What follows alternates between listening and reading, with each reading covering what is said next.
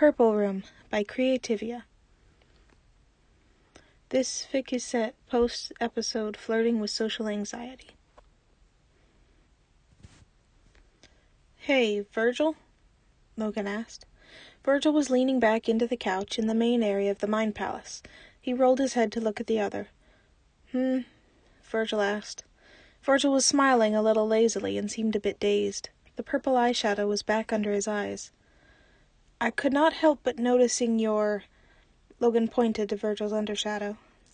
Virgil squinted his eyes in confusion for a moment. He brought up his phone to look at his reflection. "Oh, yeah, that happens with the nervous anticipation or excitement, like the butterflies in your stomach feeling," Virgil said with surprising nonchalance. "Fascinating," Logan said.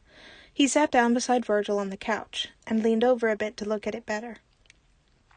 "I also recall Roman saying it was changing back and forth?" "And that depended on the type of anxiousness you were feeling?" "Yep," Virgil said, popping the pea. Logan scrunched his face some, like he did when he was really thinking sometimes. "Does your room undergo any changes like your eyeshadow does?" Virgil blinked at him. "Huh?" "Pardon my phrasing. I meant to ask, does the effect of your room change depending on the type of anxiousness you feel as well? Like when you feel, eustress, would other sides experience that feeling as well while occupying your room?" Virgil squinted his eyes. I'm not sure, actually." Logan straightened up, adjusted his tie, and clapped slightly. "How about we test it out? I could go with you into your room while you are like this and see what happens, for the sake of science." Virgil frowned slightly and sat up. I'm not so sure about that, Logan." His eyeshadow started to darken again. It didn't turn completely black, but it was not as light or shimmery as it was a moment ago. "Do you doubt that I would be cautious enough to look out for my own well-being in a new situation?" "Well, no. I am sure it will be fine. We can always just leave if things get out of control." Virgil bit his lip. "I suppose—" Logan clapped his hands. "Excellent. This should be a most thrilling experience if my hypothesis is correct." Virgil's lips flickered up in a little smile. "You are aware that what you're hypothesizing will be very feelingsy, right?" "I am not assuming anything yet. This is for my own curiosity anyways, and I am all right with risking it. Besides, since I'm logic, it is likely there will not be much of an effect on me." "My room still made you anxious last time." "I did not feel anything." Virgil gave him a look with an eyebrow raised. "Janice?" "Lie," Janice said as he walked past. Virgil gave Logan a knowing look. Logan scoffed. "Since when are you two talking?" "I was just calling you out. Seemed important." Logan sighed. He leaned in again. "This is why I suggested the two of us go. That, and I trust you not to share what you see if I become undignified at all." Virgil's face softened some, and he nodded. "All right. I'm not sure we could go now, though, 'cause..." He waved to his eyeshadow, which had gone to its usual dark again from his worry about Logan. Logan looked it over and then smirked. "I think I can take care of that." Logan made a pulling motion, and Roman jolted forward into the room. Roman huffed and stomped his foot. "Again, Logan? Really?" He straightened up, fixing his outfit and hair. "You must find a way to summon me without pulling my hair."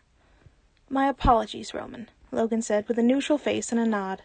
Roman pouted at him. "What did you want anyways, nerd?" Logan glanced at Virgil, then Roman, and smirked. "I was merely wondering if you had gotten all your rambling about the mall incident earlier out."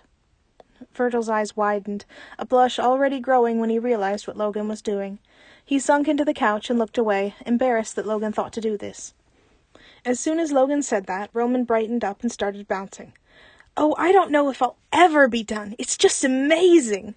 Roman began to ramble excitedly again, continuing to move around. Virgil tried to tune out due to embarrassment, but he was clearly fighting a smile, as the positive events were played back to him again. At one point, Roman turned to Virgil. "Right, Virgil?" He danced forward and pulled Virgil up by the hands, spinning around with him. Virgil could not help it then. He started giggling and sighing dreamily. At one point, Roman let go, to continue to dance around, practically everywhere on his own, practically flinging Virgil over. Logan lurched forward to catch him. Virgil leaned his head back, a dreamy smile on his face, and the purple eyeshadow was back. Logan smiled at him. "Shall we?" Virgil giggled again and nodded. "Yeah, sure." And with that they sunk out to his room, Virgil seeming to have forgotten his previous concerns. They arrived in Virgil's room, and Logan blinked. Oh, wow. The room was a softer purple now, where it was dark before. There was also more lighting. The decorations were the same, aside from there being purple butterflies resting on the cobwebs, their wings slowly flapping. This is... Logan walked over to the cobwebs and leaned down to look at the butterflies better. He let out a laugh. "This is incredible." Virgil giggled and shifted slightly. "It's not that impressive, Logan." "No, but..." Logan stood up and faced Virgil again. He was smiling. "This whole room transformation is incredible. Your room truly does seem to reflect how you feel. I'm not sure if any of our rooms do something like that." He started walking around the room to examine closely the purple butterflies that are scattered throughout. Logan was bouncing as he did so. Virgil giggled again and started shifting side to side, not really sure what to do with himself as Logan looked around. Logan was moving his hands around more than he usually did. He went back to his usual spot and continued to just turn and look around the room in fascination, despite having already seen it all.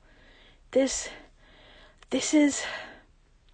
He put his hands to his mouth and made a soft noise, moving side to side like he could not keep still. Virgil noticed there was a light shade of lilac under Logan's eyes now.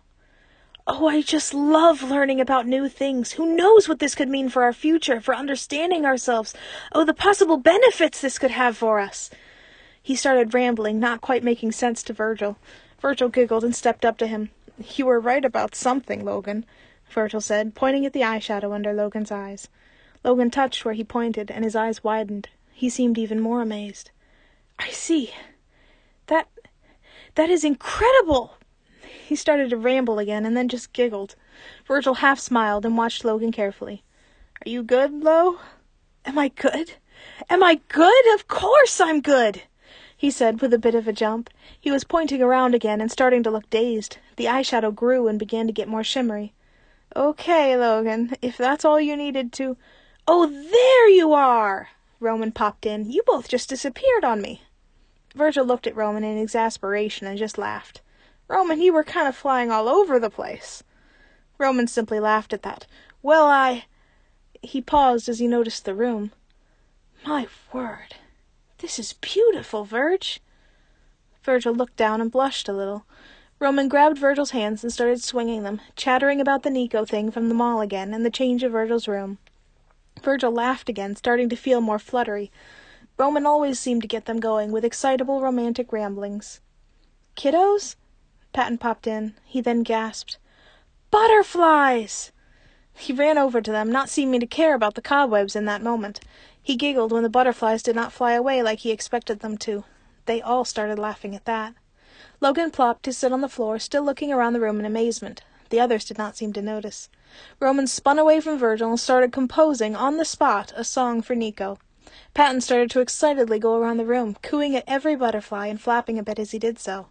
Virgil just sighed, not quite sure how to describe what he was feeling. "Well, this is totally expected."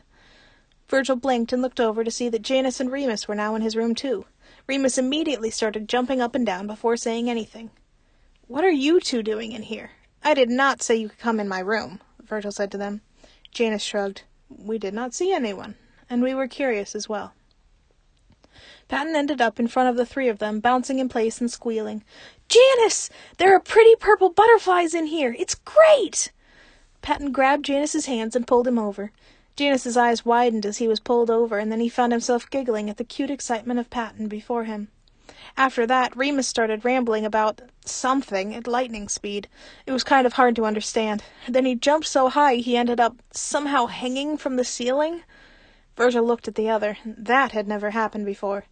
Nobody in the room seemed to be aware of anything else going on, aside from Patton and Janice, as Patton was babbling to Janice. Virgil blinked and then took a step back, looking at everything. There had never been so much in here before. Patton fluttered over to Roman. "Roman, you have pretty shimmery purple eyeshadow under your eyes." Roman gasped and put his hands to his cheeks. That is spectacular! I must look amazing! Everything is so spectacular now that we have Nico. Roman then proceeded to dance and sing again. Patton continued to giggle. Virgil was starting to feel tired. Something didn't feel right. He looked over and saw the purple, shimmery eyeshadow very prominent under all their eyes. Janus was shifting a bit where Patton left him, inspecting his gloved nails, and looking around the room in a way that would have come across more nonchalant if he weren't smiling. He was not as hype as the others, but he was rambling about something to himself, although in the form of not-truths. He was swinging about his hooked staff that he all of a sudden had for some reason, and laughing. Virgil narrowed his eyes as he continued to look around the room. "You know, maybe I should get you all out of here." They did not seem to hear him. Patton was still flitting about, the others still in their own worlds. Virgil stepped forward towards Logan, who seemed like he would be the most likely to hear him. "Logan?" Logan slowly looked over at him. "Logan, I think it's probably a good idea for us to go now. This room still has a strong effect on you all," Virgil said, gesturing to the others in their hyperness. Virgil was not used to there being so much energy in his room. Logan frowned slightly. "Why would we leave? There is so much good that can come from new discoveries, and this feels nice." "You don't like to feel." "I don't care at the moment. I love the exhilaration of new knowledge." "Logan, did you not already look at everything in this room?" "Not necessarily. To know for sure how the overall effects could be on us, we would have to conduct experiments." "Yeah, and we can continue that another day. Taking care of ourselves has priority over learning new things, and you always promote we take care of ourselves, right?" Logan just looked at him for a moment, before smiling widely. "I love it when you all take in my valuable information." Virgil had to quickly step back as Logan leaped up. "It's so exciting to see the good things that come out of my imparting of knowledge helping, especially when it helps you all." Logan began rambling again. Virgil was having an even harder time following this time. He started to blink slowly before shaking his head. "Not yet." Virgil walked to the center of the room. "Hey, everyone! Let's all join hands in a circle." Patton squealed happily, immediately grabbing Janus and Logan's hands as Virgil grabbed Logan's other hand. Roman bounced a bit as he joined. Virgil took a breath. Then Remus suddenly jumped down from the ceiling, causing Virgil to jump and scream. After a moment, everyone started laughing again. Virgil sighed and closed the circle. He took a deep breath, closed his eyes, and pulled, trying to sink them all out, hoping this would work as he had never attempted this with everyone before. Virgil felt the shifting motion of sinking out of his room. When his feet were planted on the ground again, Virgil opened his eyes to look around. They were back in the main area of the Mind Palace. Virgil looked at the others, who in that moment all fell to the ground. Virgil gasped and jumped back, instinctively letting go of their hands so he wouldn't be pulled down as well.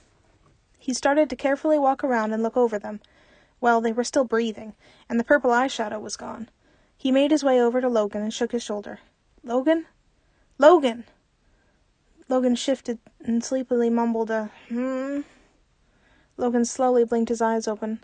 "Logan, thank goodness. Are you all right?" Logan slowly nodded his head. "I'm fine, Virgil. Just tired." "Okay. Will the rest of them be all right?" Virgil asked, gesturing over to the other sides asleep on the floor. Logan sleepily looked over at them. "Yes, they should be all right." After saying that, he closed his eyes again and laid back. Virgil sighed and let him, standing up. It was weird seeing them all laying asleep on the floor like that. He made his way to the couch and sat down with a yawn. Clearly, the excited energy from the heightened eustress, as Logan called it, took a lot out of them. Virgil was thankful that the effect of his room this time was less negative at least. He smiled a little as he lay down on the couch. It was kind of nice, and a bit cute, seeing them all hyper and happy like that. It was not long before Virgil found himself asleep as well. Thank you for listening. If you'd like me to support me in making Podfic or in writing or basically just continuing on in my creative endeavors, I have a Ko-fi. It will be linked in the description below. Feel free to check it out. There's also some cool prizes there. And I set up a tier system that I'm very proud of. Also, if you enjoy my podfics, consider subscribing. I drop podfics pretty randomly, but I always do whole ones at a time. I don't do them chapter by chapter unless it's like minutes apart. I like to record the whole thing and then put it out all at once. So if you subscribe, then you can make sure that you get to see the next one that I put out.